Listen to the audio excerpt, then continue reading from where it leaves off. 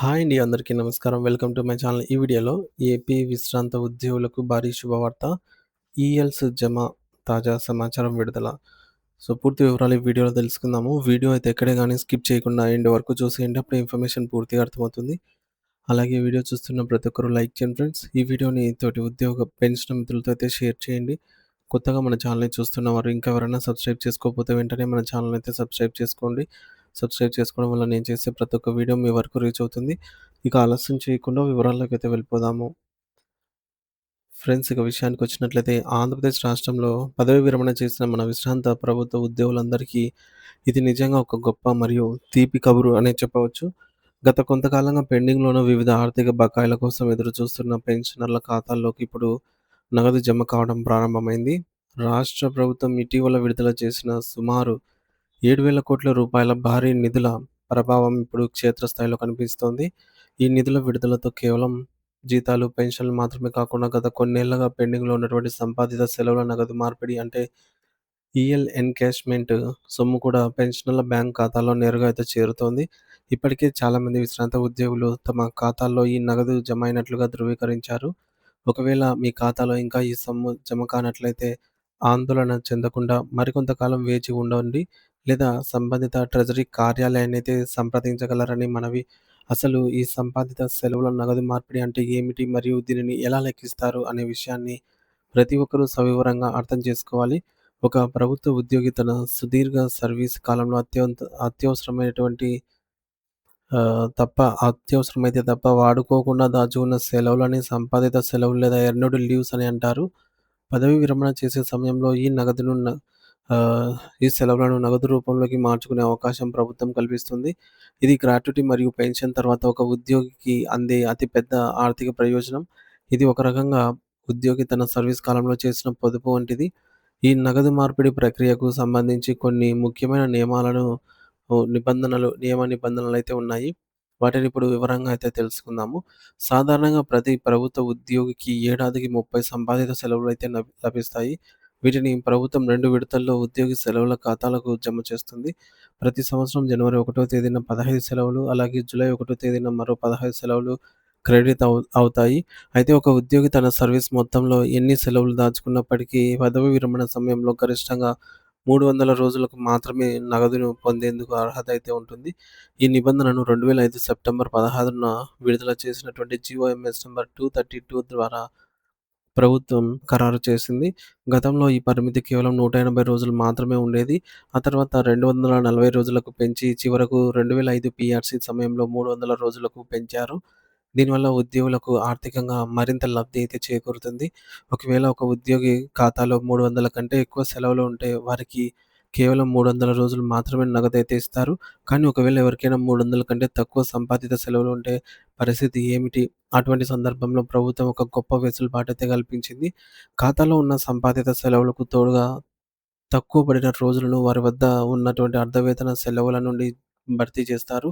అయితే ఈ లెక్కింపు విధానం వేరువేరుగా ఉంటుంది.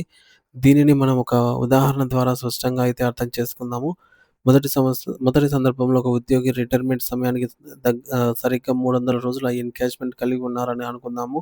ఆ ఉద్యోగి చివరి నెల బేసిక్ పే రూ. 58,280 అనుకుంటే దానికి కరువు భత్యం డీఏ 22.75% అనుకున్నట్లయితే హెచ్ఆర్ఏ 24% మరియు నగర పరిహార సీసీఏ రూ.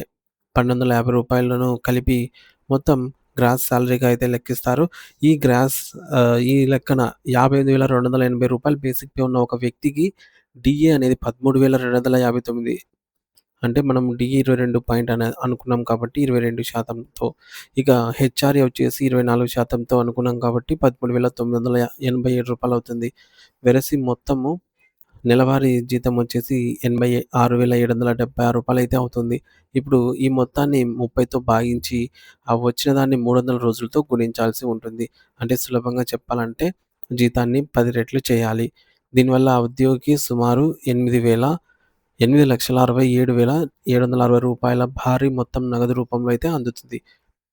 సో, ఈఎల్ అమౌంట్ అనేది దాదాపుగా 10 నెలల జీతంతో సమానంగా ఉంటుందండి. కరెక్ట్‌గా మనకు 300 రోజుల ఈఎల్స్ గనుక ఉన్నట్లయితే ఎర్న్డ్ లీవ్స్. మనకు అంతకు మించి ఎక్కువున్నా సరే 300లే తీసుకుంటారు. తక్కువ ఉంటే మాత్రం హెచ్‌బీఎల్ నుంచి మిగిలిన వాటిని తీసుకుంటారు.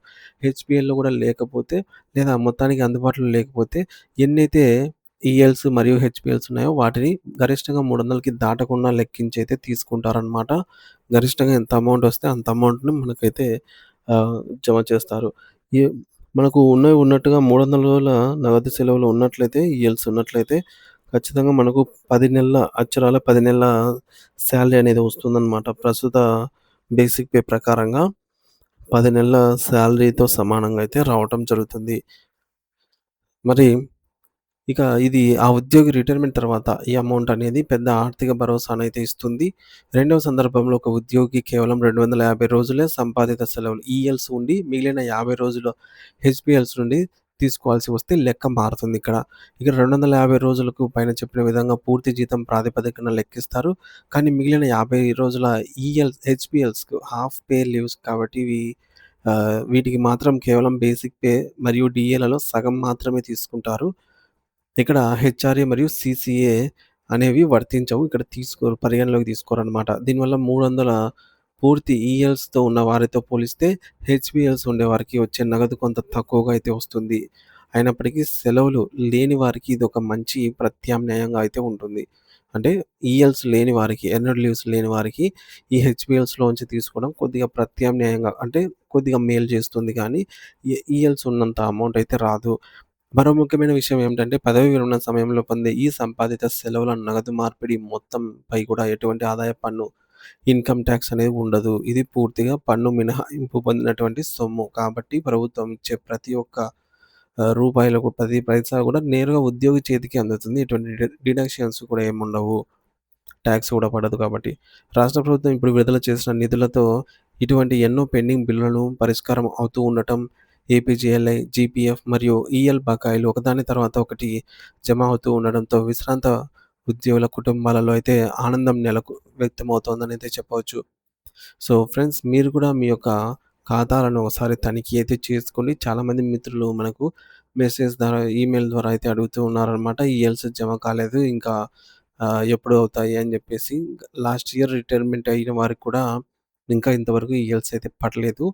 సో, చాలా చోట్లయితే జమ అవుతున్నాయండి. ఇప్పుడు గూడా మీరు మీ ఖాతాను ఒకసారైతే క్షుణ్ణంగా తనిఖీ చేయండి. మరియు ఈ సమాచారాన్ని తోటి మిత్రులతో కూడా షేర్ చేయండి ఫ్రెండ్స్. ప్రభుత్వం తీసుకున్న ఈ నిర్ణయం వల్ల వృద్ధాప్యంలో ఉన్న పెన్షనర్లకు వారి వైద్య ఖర్చులకు లేదా ఇతర అవసరాలకు ఈ నగదనేది ఎంతో ఉపయోగకరంగా ఉంటుంది అనైతే చెప్పవచ్చు. సో, ఇది ఫ్రెండ్స్ ఇప్పటివరకున్న తాజా సమాచారము. వీడియో నచ్చినట్లయితే లైక్ చేయండి, షేర్ చేయండి. Thank you for watching this video. మరిన్ని వీడియోస్ కోసం మన ఛానెల్ అయితే సబ్స్క్రైబ్ చేసుకోండి.